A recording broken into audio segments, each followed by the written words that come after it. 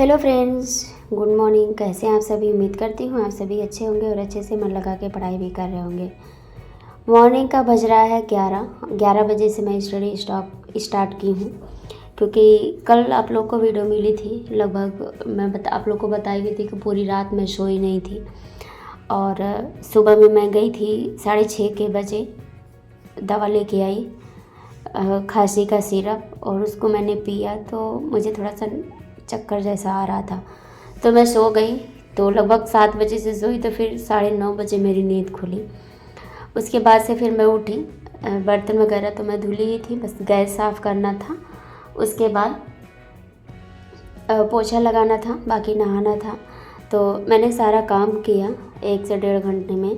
उसके बाद दाल चावल बनाया, दाल चावल को मैंने खाया और दवा लिया। दवा खाने के बाद से फिर मैं आ गई थी स्टडी करने। यहाँ पे मैं पढ़ रही हूँ एनसीईआरटी में मैं 2 चैप्टर आज कंप्लीट करूँगी।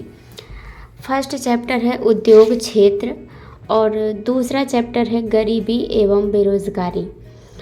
जो गरीबी एवं बेरोज़गारी का जो टॉपिक है और जो उद्योग क्षेत्र है, दोनों इम्पॉर्टेंट हैं। उद्योग क्षेत्र में कुछ पॉइंट मुझे ऐसे मिले जो हम लोग होम साइंस में भी पढ़ते हैं। जैसे एक क्वेश्चन मुझे मिला था, भारत में लघु स्तर का सबसे मुख्य उद्योग कौन सा है? तो आंसर था हथकरघा उद्योग। फिर भी मुझे उसके अलावा भी एक और क्वेश्चन हथकरघा से ही मिला था कि रोजगार की दृष्टि से उत्तर प्रदेश का सबसे बड़ा उद्योग कौन सा है? तो वो था हथकरघा। तो कुछ चीज़ें ऐसी हैं जो हमें होम साइंस से भी रिलेट करती हैं। एक क्वेश्चन और भी था इसमें, जैसे एंड्रोगॉगी किससे संबंधित है? तो प्रौढ़ शिक्षा से, ये एक्सटेंशन से रिलेट करने लगा। तो कुछ चीज़ें हमें होम साइंस से भी इसमें रिलेट करके मिल रही हैं, तो मुझे अच्छा लग रहा है पढ़ने में। और मैं टेक्सटाइल में बता दूँ, सेकंड स्लॉट मैंने टेक्सटाइल का ही स्टार्ट किया था और टेक्सटाइल में मैंने सारी बुनाई पढ़ी है, वीविंग, नीटिंग। उसके बाद मुझे फिनिशिंग अभी पढ़ना है। फिनिशिंग मैं नेक्स्ट डे से पढ़ूँगी, क्योंकि काफ़ी लंबा चौड़ा ये पार्ट होता है बुनाई, और उसके बाद फिनिशिंग जो होती है वो भी काफ़ी लंबा चौड़ा पार्ट है। लेकिन अभी हम बस कपड़े बनाने तक का प्रयोग पढ़ूंगी मैं, क्योंकि उसके बाद फिनिशिंग आ जाएगा, उसकी सारी परिचर्याएँ आ जाएंगी, तो उसको मैं बाद में पढ़ूंगी। और मैं आपको और एक चीज़ और बता देना चाहूँगी कि खांसी इतनी आती है ना कि बैठ के पढ़ना तो बिल्कुल नामुमकिन हो गया है मेरे लिए।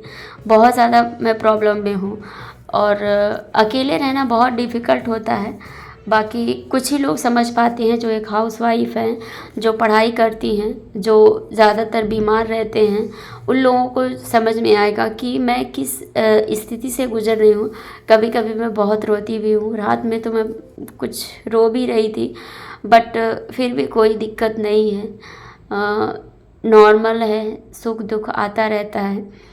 तो मैंने अपने आप को मोटिवेट किया कि नहीं, अगर मैं यहाँ पे हार गई तो बहुत कुछ सारी चीज़ें ऐसी हैं जो बहुत पीछे चली जाएंगी।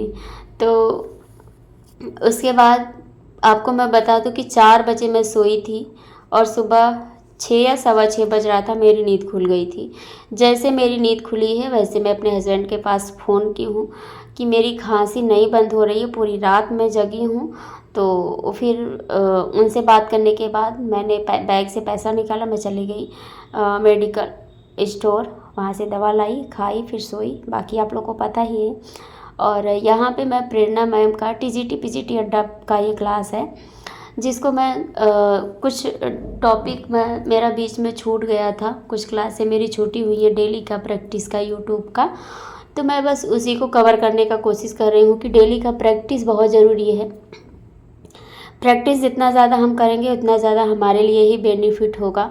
नोट्स तो हम वही पढ़ते हैं, हमें केवल रिवीजन करना है, हमें कुछ नया नहीं पढ़ना है। जितना हमारे पास मैटर है, जितना मुझे जहाँ तक लगता है कि मेरे पास जितना मैटर है ना नेट के लेवल का, सारा इम्पॉर्टेंट है।